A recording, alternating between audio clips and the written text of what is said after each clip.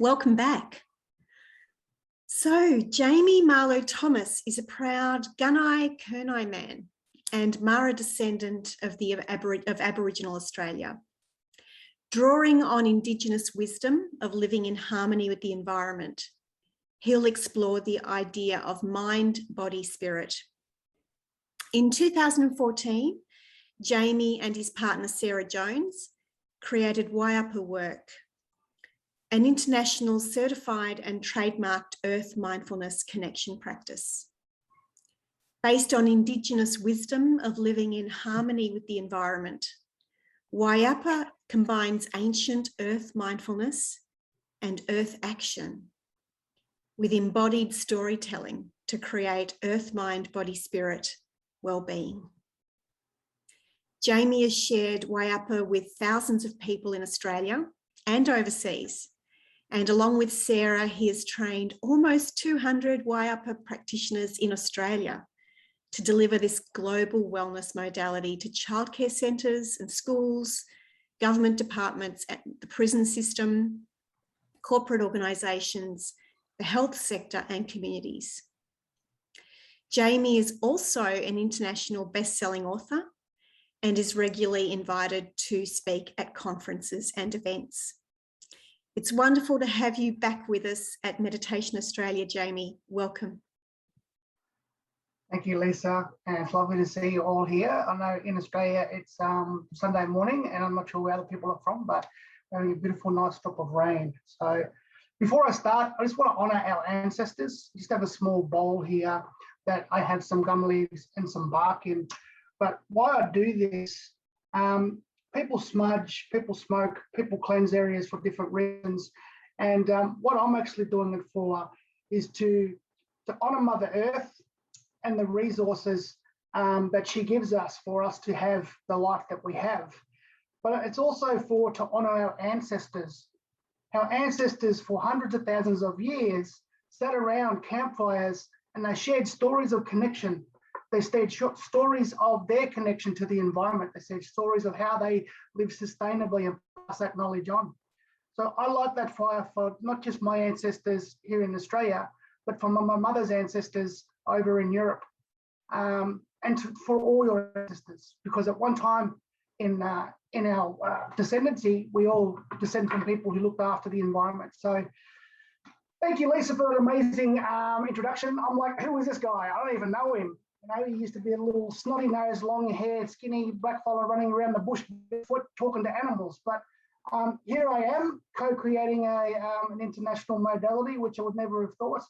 And, you know, to think that at time of certification, we were no worries, Zoe, that we were the first Australia Aboriginal-led modality registered with them. So before I start, I'd like to say, woman Indigenous Talaba Marloo GunaiKurnai. Morogani, Jura, Marloo, Bipolong. I just want to honour my ancestors who lived here in this country where I am and looked after it, learned the lessons from the trees and the plants, give reverence to Mother Earth, honour the First Nations people that may be with us today from around the world, but understanding that you are all Indigenous to the planet. And I want to honour the ancestors and the lands in which you descend from to be where you are today. So why did I create Waiapa? Well, I wanted to be an Indigenous chef, and Sarah said, well, bake me something. So I baked her some damper, and it was flat and hard like a big brick. He said, well, you can't do that. I said, all right, what if I be a comedian like Kevin Kropiniani or Kevin Hart? And I said, she said, tell me some jokes. Tell me some jokes. She goes, that's not funny. You can't do that. I said, well, all I got left is this thing that I do with the kids back home. She goes, oh, what for? I said, well, I used to teach traditional dance, still do, still involved in recreation with rejuvenation of culture. And before each session, what I would do, I would ground them in. Because one day they were out of control one day, and I was not tolerant of this day, and they were out of control, get off the bus, kicking footies around. And one of my elders who was supporting me through that process said, you need to just bring them back and remind them why they're here doing dance and ceremony. So I've got them back on to take their shoes off, and basically I just told them the story of connection, the stories of our culture, the stories of our ancestors. Lo and behold, years later, someone said, oh, Jamie, that was a narrative meditation. And I was like, I just told him a story, just told him a yarn, just connect them in. And then it worked so well. The next week I said, all right, we're going to keep grounded because traditional dance is about moving around. I said, this day we're going to keep grounded to the earth, and we're going to go through all the elements that support us, go through all the elements that we're connected to, that our ancestors did. And so we started to put movement to it, so it organically grew. So 20 years later, when I showed Sarah in the lounge room of her house, she just didn't know what to say. And I didn't think she liked it. I said, that's it, I'm out, that's all I got. I'm going back to work at 9-to-5 job. Anyway, lo and behold, she said, Jane, that could be an international modality. And I was like, oh, okay. And I went to the toilet to Google the word modality because I didn't know what it meant. And I come out and said, oh, someone's had alphabet soup for breakfast because you're using these big words. So we went on a journey of putting the modality together. And the more that I did that, and the more that I talked about my elders about the process and protocols and knowledge systems, the more it was clear that it wasn't just for First Nations people and First Nations knowledge, it was for all of us as human beings. And that disconnection, that the system has let us down. And I could go into a big conversation, put my tin hat on and talk about why the system is disconnecting from the planet, but I won't, because you probably already get that. So Waiapa, Sarah said, you have to give it a name. What's it called? And I said, oh, it doesn't have a name. It's, it just doesn't have a name. It's a thing we do. It's a doing thing, not something that can name. Anyway, so I wanted to honour my grandmother and her and my children. They come from the southwest of Victoria, Pequodong Maara people, and Waiapa means to join or connect. And then I wanted to honour my grandfather and my father's country, Gunai country. Wurup means earth. When I'm at home, I say Bunyabak Wurup, which means earth connection. When I'm in Western District, I say Waiapa Mireng, which means earth connection. Doesn't matter what you call it, we got to just do it. We're going to connect to it, respect it, and action our relationship. So this journey has been one of, getting Waiapa out there, the concepts, anything that I'm telling you today isn't new. I'm not telling you anything new today. I'm giving you a template, a way of connecting, a way of thinking and understanding, but more importantly, a way of sharing earth mindfulness.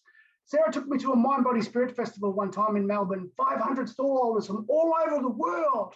And a big sign at the front said, Mind, Body, Spirit, well-being for you. And I was like, oh, Dilly, this is for me.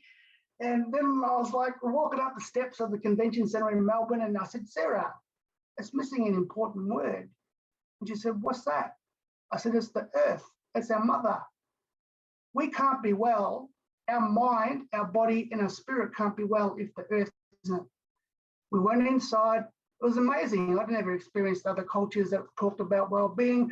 I was gonged, crystal bowled. I was chakra aligned. I was smoked. I was smudged. I walked up and down the stalls of 500 stall holders.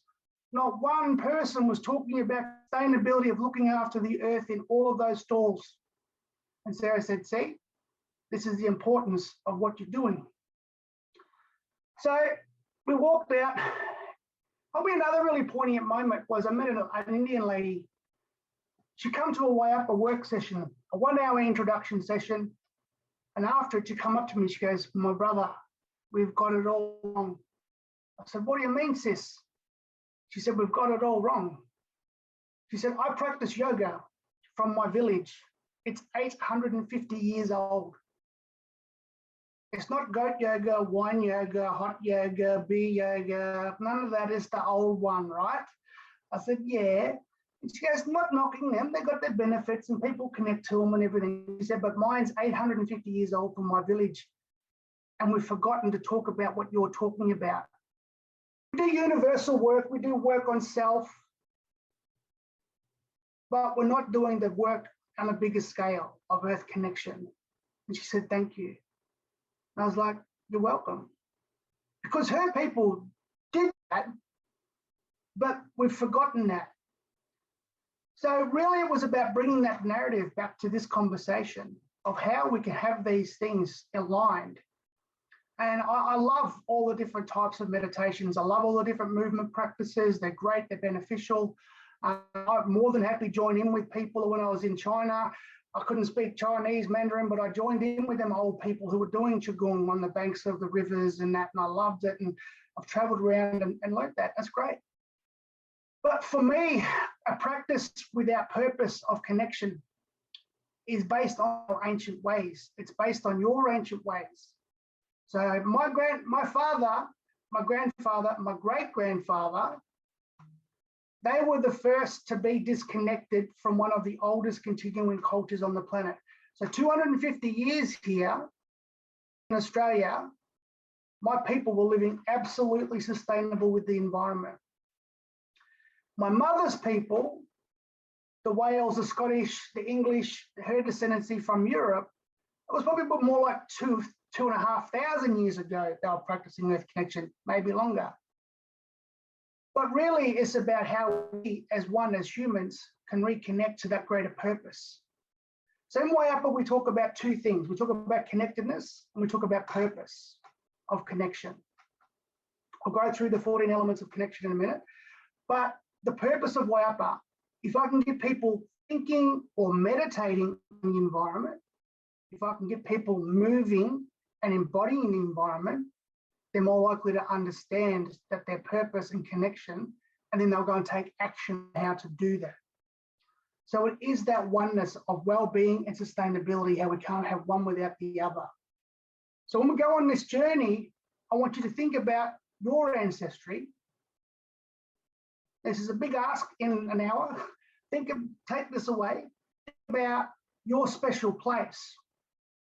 Because the place that you love to visit in the environment, doesn't matter where it is on the world, is connected to my special place here.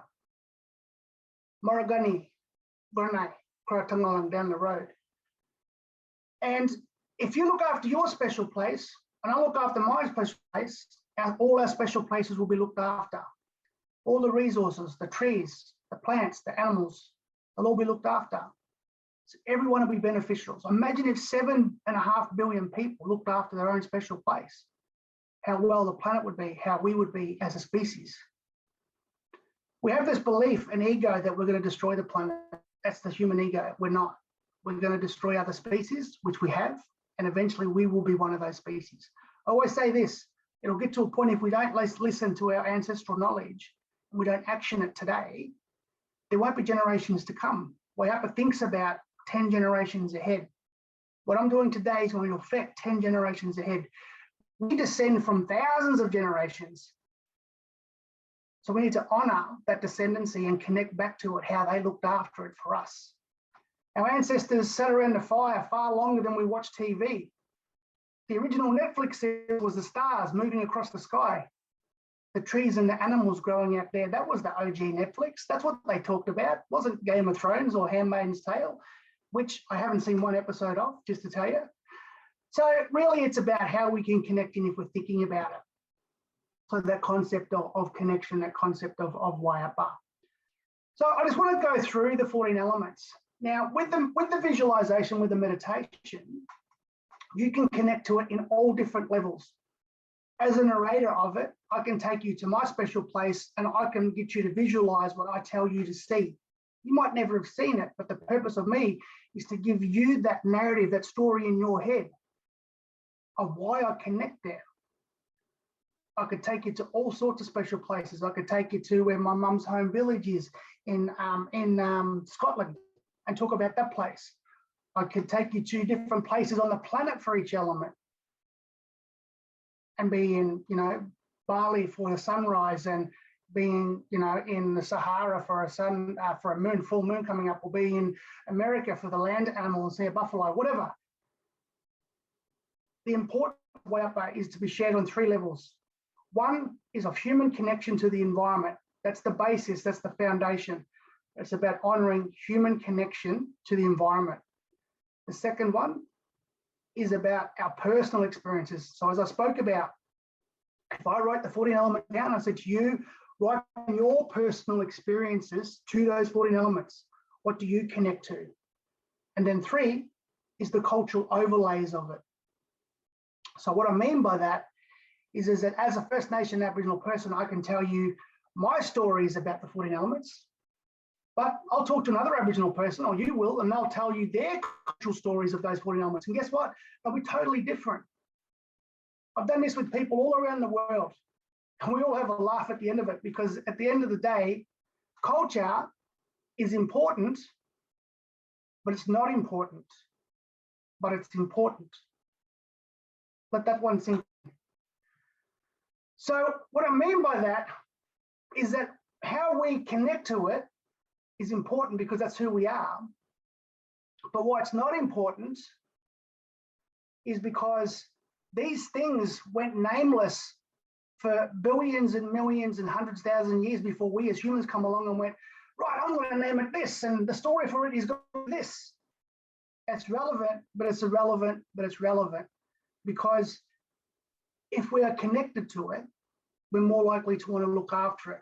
One of my elders, Uncle Mugi Samba, told me that. He said, Jamie, WAP is so important because the state of the world is that most of the human beings on the planet are disconnected from their relationship and story of that place. When they put themselves back in with that connection, put themselves back into the ecology, not separate from it, understanding that every action has a reaction, then only then will we get balance back. So the importance of this conversation and narrative. Before I explain the elements, two important things that we talk about. WAPA takes out ego and judgment. So ego, from a sustainability point of view, do we want something or do we need it? Generally, we don't need it unless there's food, water, or materials for a roof over our head. We generally don't need it, we want it. So ask yourself, why do you want it? Oh, because I look really good in that Armani suit, or I smell really nice with that possum urine perfume, or I need another pair of shoes because that other fella got this latest pair. That was me. I was that fella. So I had to go on a journey of disconnecting myself from my ego and letting society and the system tell me this is what you need to look like, this is what you need to smell like, this is what you need to be better than the next person coming along. So basically now I walk around barefoot, pair of shorts and a WAPA jumper or t-shirt, that's it. So I've still got a long way to go. I'm no cloud floating eco guru god that just sun gazes and has no footprint. I do. So the second part of that conversation is judgment. I take judgment right out of the equation. It's a very slippery slope. So in WAPA, we teach no judgment. We shared that concept of no judgment. What that means is I ask people, do you do what you can do and I'll do what I can do. So I've got friends who live far more cleaner and greener than I do. I talk about this philosophy. There's a fulcrum. You've got 3 people here living their best life of living and looking after the environment. You've got 7 billion people here not thinking about it at all. I only need to get those 7 billion people to the middle. And guess what's going to happen? It's going to go like that. See, WAPA isn't all or nothing. WAPA is understanding that we all have a purpose for generations to come to make the changes appropriately in our lives when we can afford it, when we've got the time to do it, and prioritising that movement. So let's quickly go through the 14 elements. So when we do the visualisation, after we do the embodiment practice, I want you to think about your special place. First one we talk about is creator. Again, we don't tell you what it is. What is creator? What is / creation to you? It's about honouring the stars, the water on the planet, the surface of minerals under our feet, and everything around. It's about love and gratitude for the creator or creation. So you can have a scientific theory, you could be a spiritualist, someone who's religious, someone who's an atheist, someone who believes in the Big Bang Theory. It doesn't matter what it is, but understand that everything that we have comes from that concept of creation / creator. The sun, the oldest planet in our solar system, everything revolves around the sun. All our cycles come from sun rotation. The 2 equinoxes and the 2 solstices create seasons depending on where you live on the planet. Connecting into those cycles is really important for all different meanings. The moon, we all know the importance of moon connection. New moon to full moon, waxing, waning, energy, moving up, moving down, planting plants, how it affects us, connecting into how the moon affects us and the planet. We have the earth, your special place. When you visualize it, the 4 concepts of smell and hear, what can you feel, not just physically, but energetically, your feet, through your fingertips. We talk about the lightning, the importance of lightning for Mother Earth. how lightning creates nitrate, how lightning creates fire, how our ancestors connected to that knowledge of making fire, for cooking, for warmth, for ceremony, for ecological burning. Important part of Mother Nature is fire. We talk about the rain. Rain is literally the evaporation of water from the surface of the earth and falling to the ground. We don't get a new water source. This water is 3.5 billion years old. It is ancestral water. Our ancestors drank this water. We live in a giant terrarium. Let that sink in. That blew my mind. Literally drinking. Let's have a drink for our ancestors and Mother Earth. Cheers. The next one is the wind, a very important tool of Mother Earth's. Understanding that wind plays a very important part. Energetically moving energy from our bodies, energetically moving nutrients around the planet, pollen, seeds, and unfortunately, guess what? Rubbish. So again, you know, what happens in someone's special place if they don't look after it can affect mine because of that wind. We go from the elements of Mother Earth, her tools, into her species. Trees and plants, they're the elders, they're the ancients, some of the oldest species on our planet. Then we talk about the animals, the air animals, the land animals, and the water animals. They have been here far longer than humans have ever been here. And then we talk about us, the species. You know, scientists say, oh, a million years ago, we evolved. Homo sapiens, the next ones, the last ones, been here since, you know, 2.5, 3.5, whatever, 100,000 years, a couple 100,000 years. Number is an important number. It's not important, but it's important. How our ancestors understood those seasons and cycles because they needed to, not just to survive, but to thrive. Some points of time, though, our ancestors who hunted and gathered, that knowledge that they attained from that last generation, and finally they passed it on to the 14th element, which is the child. Because without the children, humanity cannot go forward. It's about resetting our principles and philosophies and teachings to our children about sustainability, about earth connection. People are loving this because they talk to their children about wants and needs. Children want a good environment for the future. And then you say, well, then do you need that new iPhone or do you want it? Because that iPhone is made from the earth. Parents love me. They're like, oh, that's a great conversation to have with them. You know, like my kids are like, oh, Dad, thank God you got Waiapa when before, you know, after we grew up, we would have got no presents at all. I said, you would have got my presents and the presents of Mother Earth and some earthly made gifts. But it is that, again, it's a conversation we can have with ourselves and each other. So we're going to do the embodiment practice now. Please do it to your own environment, do it to your own capacity in your own environment. Feel free to do it standing up, sitting down, or watching and listening to the narration if you want to. We will be doing a meditation visualization at about 1:45. So if you want to join me in a physical movement practice, find some space in your room, or if you can have the luxury of being outside, even better on the grass. If not, visualize you're on the grass. And what we're going to do is shoulder width, feet shoulder width apart. Now, please remember to do it at your own capacity. We don't have downward facing kangaroos with 45-degree protracted tails in Waiapa, so you can just do it to your own capacity, all right? You can do it sitting down or just watch it in action, in motion. If you feel safe enough to do so, and you have the ability, the physical ability to do so, please, I just want you to close your eyes quickly. Just quickly close your eyes. And I want you to think about your special place. We're going to go deeper when we do the visualization, but just think about your special place and why you love to go there. Is it an ocean? Is it a forest? Is it beside a river? Is it a desert? Is it on a mountain? Where is it? A natural place. I want you to take a nice big deep breath in and exhale.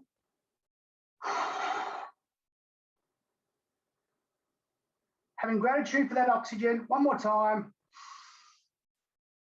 And exhale. Okay.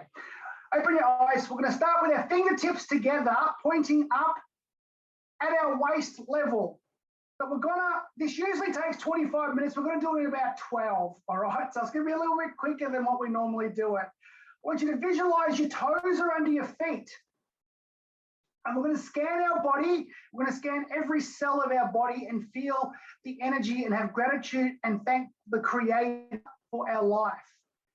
So as we slowly pull our hands up towards our chest, we're going to visualize our toes, our ankles, our knees, our hips, our chest, our shoulders. We're going to reach to the sky and we're going to pull in some universal energy. Science and ancestral stories tell us we are made up of stardust. We come from the universe. We're going to thank the Creator. Pulling that energy down into our bodies. We're going to go out across all the water the Creator has given the planet. Roughly 65 to 70% of our earth is water. We're going to pull that water into our bodies in honor that we are also made of water as we thank the Creator. Pushing our hands deep down to the soil, to the core of the earth, as we pull that energy up from the core of the mother, understanding we are also made up of minerals.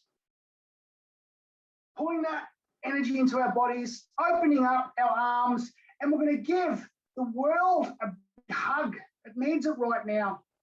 Giving love, gratitude for all that we have to have our life. As we pull it in, we thank the Creator. Dropping our hands down, we're going to honor the sun. We're going to draw our fingertips around a beautiful big sun, feeling the energy, the vitamin D. We're going to honor the cycles. First one is the equinox halfway. We're going to bring that sun's energy in. Honor 12 hours of darkness, 12 hours of daylight. Opening ourselves up as we drop our hands down to the winter solstice, the shortest day, longest night. Then after that, popping up, stopping and honoring the spring equinox. Again, equal day, equal night. Opening up as we go all the way up and honor the summer solstice, that full day, longest day, shortest night. Bringing our hands down.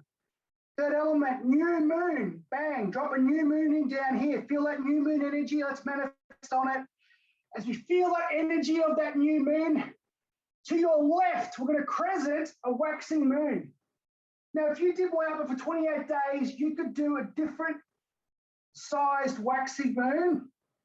As it becomes full, feel the power and energy of that full moon, bring it down, pushing all the water out on the planet, all those tides, those oceans, how it affects our bodies physiologically, psychologically, connecting into Luna and lunaticus, affected by the moon as we open up to that energy and honoring to the right that waning energy as it wanes down. Opposite for those playing in the Northern Hemisphere. Bringing our hands up, we're going to honor our special place as we run our fingers across that landscape as we connect to it, feeling the grass, the rocks, the sand, the soil. As we look off into the distance and see the mountains and the hills, no matter how big or small, those valleys or those ripples that just fall away. As we go down beneath the earth, we are the billions of years old shifting tectonic plates, the volcanic activity that's pushed up over time, creating our geological landforms, pushing up through the earth, exploding into the sky. We're going to connect to that lightning. Inner cloud lightning that lights up the sky, that cloud to inner cloud lightning we call sheet lightning. We're going to crisscross our hands over, honoring that chain lightning that goes from cloud to cloud. It creates that nitrate, all living things by splitting those atoms. Our left hand into the ground, that bolt lightning, cloud to ground, bring it up, right hand, cloud to ground. Starting the fires. For billions of years, Mother Earth has used lightning to start fires. Our ancestors come along as we put our hands together with stones and with sticks. They made fire for cooking, for warmth, for ceremony, for cultural burning. We're going to go to the sixth element where we evaporate water off the ground. then we call it rain as it forms as clouds, filling in that rain energy. As we evaporate it back up, we're going to turn to our left onto the rain from the west. Evaporate it back up. As we center ourselves, let the rain fall to the south. As we evaporate it up, turn to our right, let the rain fall from the east. All those different weather patterns, high systems, low pressure systems, go to the north, on the rain from the north, and all the different directions that rain comes from and what it brings for us. As we evaporate it up, we're going to transition to the wind, the seventh element. We're going to honor the wind, the shifting of energy, the shifting of oxygen across the planet. For billions of years, the wind has moved sand, soil, and water around. As we gently go down, we're going to pick up some pollen, some nutrients, and deposit it across the land. We're going to grab a seed. As we fling that seed far and wide to disperse it to start its journey. As we go down, we're going to connect into the seed. I want you to become a seed of your choice. As you push up through the soil, your roots are your toes pushing into Mother Earth. Your body becomes the trunk, your arms become the branches, and your fingers become the leaves. I want you to gently clench your fingers and take a nice big deep breath. Exhale, making oxygen for those ungrateful humans. One more time. Exhale. To the left, we're going to have that wind blow our tree trunk to the left. Feel the strength of your trunk and your roots as you're deeply embedded into the soil. To the right, as we come up, connecting in to the canopy of that tree or plant, as we come down and connect into a nest or a cocoon, as we slowly push it up and we release that nest, that air animal flies out. Now connecting into that air animal, you can be an eagle, you can be a sugar glider, you can be a butterfly. We're going to glide to our left. Taking that bird's eye view, we've now gone from sitting on the ground to flying above our special place. As we're connecting down, letting our wings touch the ground, flying up to the right, flying out over it, coming up. As we go down, we're going to connect into the land animal. As we jump up, you could be that kangaroo, you could be that bounding wombat, you could be that deer, that giraffe, that lion. We're going to stop. To our left, we're going to have a scratch with our paws, our antlers, or our teeth. We're going to run, hop, work some more, finding food, stopping to the right, having another scratch, having a rest under that tree, stopping, hopping, working, running. And then we're going to roll shoulders forward as we rest up for the night. If you want to know true well-being, watch an animal. They know when to sleep, when to eat, when to rest, when to hunt. Hopping back up, having a look around for danger, being alert, rolling your shoulders backwards as we go down. We transition to the water element now. So I want you to imagine that you are a water element animal. Could be an ocean, a pond, a creek, a stream, a river, an eel, plankton, a blue whale, a turtle, a dolphin. Connect to that water animal as we go down. We're going to point into the water as we go down with our right hand and draw our left hand back. We're going to connect and honor our ancestors who hunted the water food. As we push our left hand in, pull our right hand back, push our right hand in, as we pull our left hand back, honoring the left and right-handed hunters. As we tilt up and point across the land with our right hand, drawing our left hand back, we're going to throw our left hand through, right hand through, honoring they hunted on the land. And then in the air, we're going to hunt the air animals with our boomerangs, throwing sticks, left hand, right hand. And then with our left hand, we're going to cast out the nets, Honouring the technology that our ancestors had and made. Right hand, bringing that food back to camp.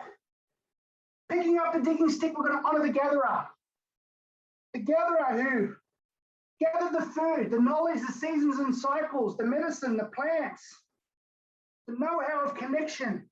Picking up a bowl or basket. With our right hand, we're going to reach across to the top of the tree, to our left, picking those berries, left to right, picking those leaves for medicine, putting them in our bowl or basket.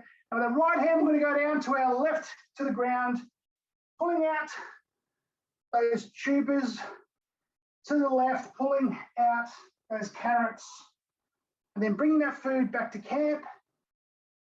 They put it back, the children come running, the hunters and gatherers scoop up those babies, scoop up those toddlers, they rock them, they protect, they love them. They give them the knowledge of connection and sustainability, the stories of the seasons and cycles. Why? Because they will need this knowledge. They teach them the story of creation. But at some point, they have to let the children go. As they get too big to start their own journey of independence, they place them down. We teach these children to talk, to walk. We teach them to swim. As we reflect on the knowledge, we're going to script some water on our faces, that small child, as we become that small child again. And then with our left hand, we're going to wade out into the water. Left, right, left, right. Then we're going to have the confidence to pull back, push off. As for the first time we swim, looking into the water, feeling the weightlessness. As we swim back to shore, waist deep of water, we throw our hands in the air, let our fingers run down through the water. One more time as we connect to that action. And then as we go down, we're going to scoop some water up. We're going to throw it into the air. I'm going to look at the droplets fall to the ground, hitting our heads, scooping down, and then throwing some water on our family who taught us to swim, celebrate as they all cheer. One more time, down, throw it into the air. Then our fingers come down beside our bodies. Now, I want you to find a nice, comfortable place as we connect into that again. Connect into the 14 elements, the concepts, with this visualization. Just sit comfy, lay down, sit down, whatever, eyes open, eyes closed. So, I want you to think about your special place where you love to go to. It could be your ancestral homelands, it could be a place in Australia. It doesn't matter where it is. I want you to think about that concept of gratitude, love and gratefulness for Creator, for creation. How everything that we have, we are that rock from the sun. We are that bowl of porridge that was just right for Goldilocks. We're perfectly situated because the Creator had put us here. No coincidence. Let's have gratitude for love, universal energy from the stars, connecting into all the retrogrades, connecting into the cycles of the moon, the sun, connecting in to all the water on the planet, the necessary and need to look after our water sources. We are made up of that water. Connecting into the earth, our mother, the minerals that make up our body. As with love and gratitude, let's give each other and all living things a big hug, a big virtual hug of love and gratitude and appreciation for that relationship of connectivity to each other. I want you to focus on the sun in your special place. I want you to face the north or the south in your special place. Where would you be situated? I want you to watch the sun rise in the east. If you could sit there for 365 days, you would see that sun come up in a different spot each day. As it moves across the sky, setting in the west, connecting into those cycles that create the seasons. The energy, feel that energy on your face of the vitamin D the sun is giving us. How it creates photosynthesis for plants, how those plants feed the animals. Connecting into the moon cycle now, thinking about if you could sit there for 27, 28 days and watch the moon go from a new moon, which you can't see because it's between the sun and the earth.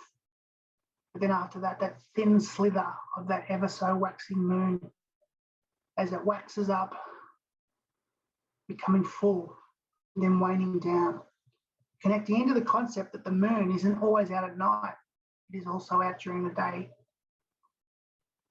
The energy that it creates, the tides on the planet, celebrating and manifesting on that new moon and releasing what is serving us energetically on that full moon. I want you to take a nice big deep breath as you connect into your special place. Exhale. What do you see there? What is your environment made up of? Are you by the ocean? Are you in the mountains? Are you in a forest, a rainforest? Eucalyptus forest, a birch forest up in the Californian redwood forest? What can you hear? Can you hear the wind in the trees, blowing the grass? Can you hear water? Oceans crashing, waterfalls, water's flowing, animals flowing. You might hear people laughing. It might be ancestral people laughing and connecting and telling stories. What can you smell? What can you feel? How do you feel when you're there? Feel energized, feel connected. You feel the old people's footsteps, because everywhere you have ever been, ancestral people for thousands of years have walked, talked, and sat there. Think about how that landscape was made. Connect into those mountains, those valleys, the ever-changing landscape under our feet. As we go into the fifth element, I want you to focus on a storm brewing, lightning, lighting up the sky from dark to light. The cloud to cloud lightning, the lightning crisscrosses over. The sound of lightning is thunder. That is the splitting of the atoms of the nitrogen that creates the nitrate that falls to the ground. The lightning that goes from cloud to ground, the bolt lightning, fork lightning, can be scary, but is serving purpose. Connecting into our ancestors who understood the purpose of fire. Who were those people? The necessity and the need to understand for those cultural landscape burns, because species have developed, both tree and animal, to cope and deal with fire. Our ancestors understood this, and they had those cool burns. Connecting in to the rain. Rain is literally water evaporating off the surface of the earth, forming those clouds and falling from the sky. Connecting into these elements and having gratitude for them rather than disdain. Just as a side note, there's a great saying by Billy Connolly, there's no such thing as bad weather but bad choices with clothing. When I started to think about that, I love rain. Even though some days I've got heaps of work to do, I chuck on a raincoat and some gumboots and think of Billy and go and having love and gratitude for the water that's falling from the sky. Connecting into the wind that blows those clouds away. I want you to focus on that storm being blown away from your special place and the sun coming out. Understanding wind can only be seen when it connects to the trees, to the grasses, to the soil, to those birds that are flying on it, the carrier of oxygen. Wind is amazing. I want you to visualize that wind picking up a seed. It could be a plant, it could be a tree. But that wind pollinates, moves oxygen, moves nutrients. Uncle David, Sir David Attenborough, was telling me a story the other day on Netflix. Wind picks up soil from Africa, which is an ancient ocean bed full of nutrients, blows it across the sea and dumps it into the rainforests of South America, fertilizing that tract of trees. Wind is so powerful. Wind is energy and the shifting energy, but it has purpose. Watch it grab a seed and plant it into the ground. As you're sitting there, look around you and find a small seedling that's just popped up. Understand this, everything that we've just talked about in some way has contributed to that seed being planted. From creator, from all that seed needs, the sun giving it that photosynthesis, the moon waxing and waning, pulling its roots down and pulling its trunk up, Mother Earth providing the bed, the lightning and the fire providing the nutrients and the ash, the rain falling of it giving life, and the wind giving it that place of carrying it to where it is now. Watching that tree grow, to connect into those root systems as you push your toes into the earth, growing up strong, the food, the medicine, the home, the materials that we use from those trees. The ceremonies and stories that are connected to trees, one of the most connected element of all ancient cultures is the tree of life.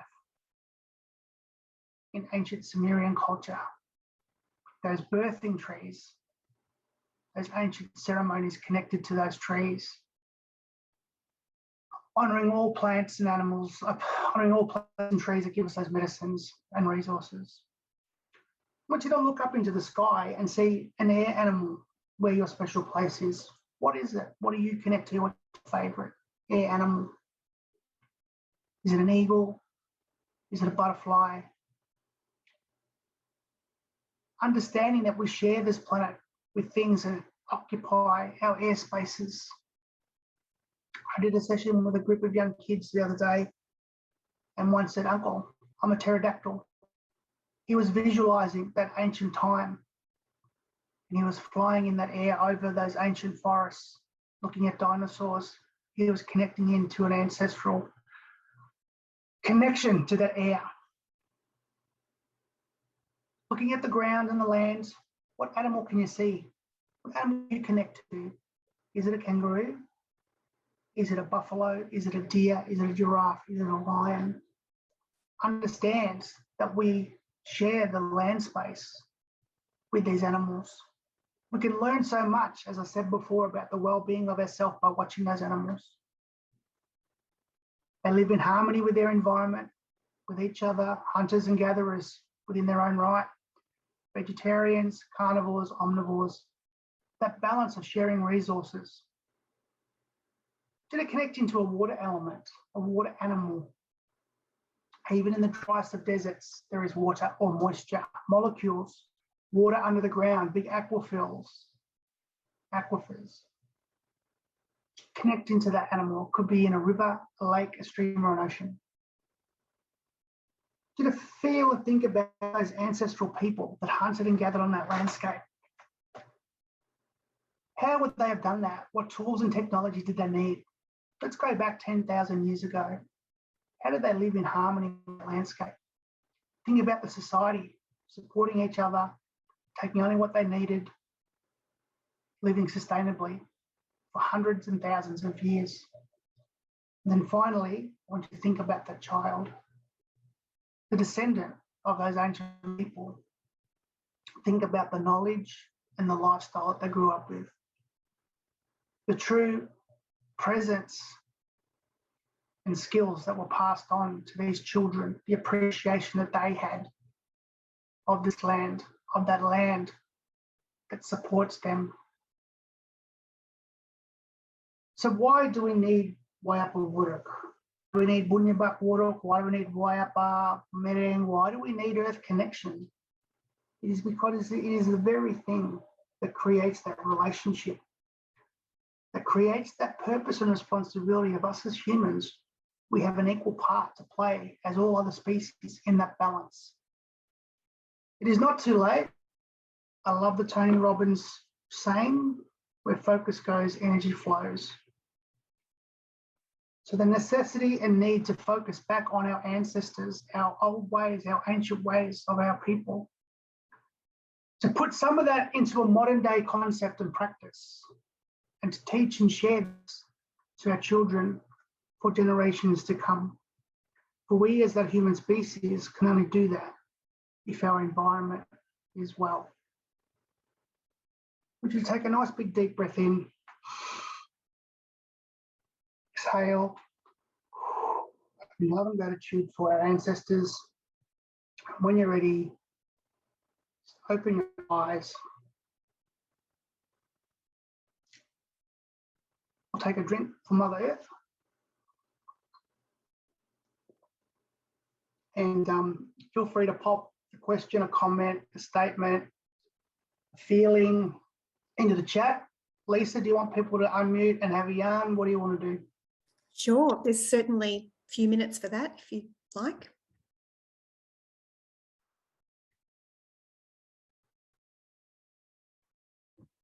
Thank you, Grace. Feel free to ask a question. I love talking to text boxes, but yeah, we are in a two-dimensional being right now, so you can see and hear me, so don't be shy. There's an ancient Aboriginal saying, don't be shame, big game. That's not really ancient, it might be. Hi, Jamie. G'day. Hey, Nicole. I'm just wondering about our special place. Is it good to, like, I felt really connected to Pado Lake in Canada today, but I'm guessing some days I want to be connected to Warrandyte, watching the river, the Yarra flow. Is it good to mix it up, or is it good to stick with one? The more special places you got, the more connection and feeling you have to want to look after them all. You know, understanding that, you know, like I said before, you know, if I could get 7 billion people reconnected back to their place that they really enjoy, and I've never come across anyone yet in my years of talking about, well, where do you love in nature? I've got friends who are hunters of fish, and I say, well, how would you feel if that was destroyed? They just get real offended, like, oh, that's my special place. But then look after mine and look after the city and look after there, and we'll be all right. So the more special places you have connected to, the more reason and purpose you want to look after where you are. So yeah, that's fine. Beautiful. Yeah. Awesome. Any other yarns? Come on, we've got 5 minutes. Ring it out of me. Work for a Sunday.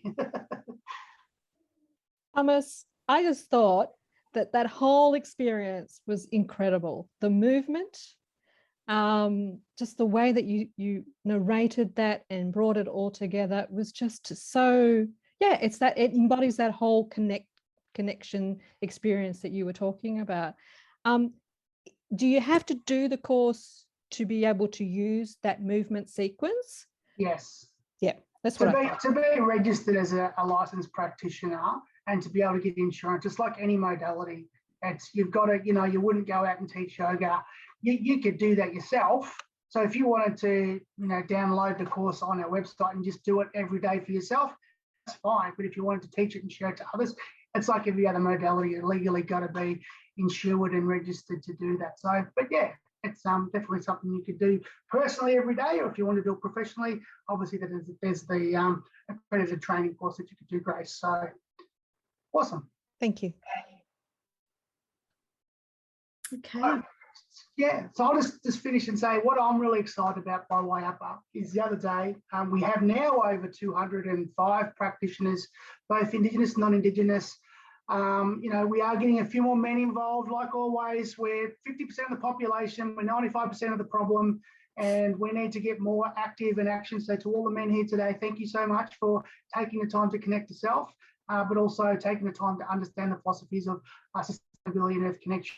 But more importantly, we're excited to have our first international person from the main USA become our first international practitioner.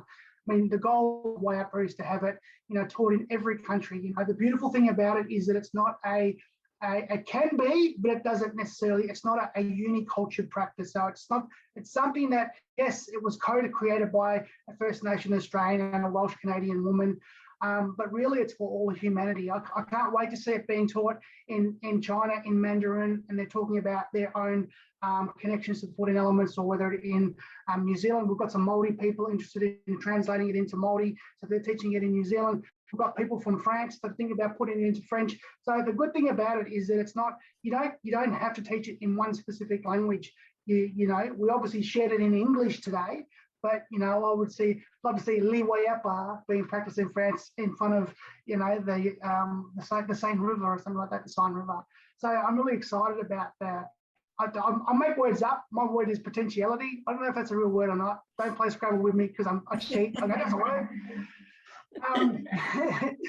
People say it's not in the dictionary. I said written word has only been around for a small amount of time. The spoken word has been around since we've been, you know, living. So the goal is to share around the world, because imagine, you know, wellness practices are great, mind, body, spirit is great, but imagine if people were practicing that with the earth connection and being responsible and taking action mindfully every day.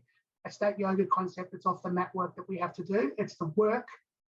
Ironically, that word that we use, it's the work that we have to do in our daily lives to make those small changes that make the big impacts.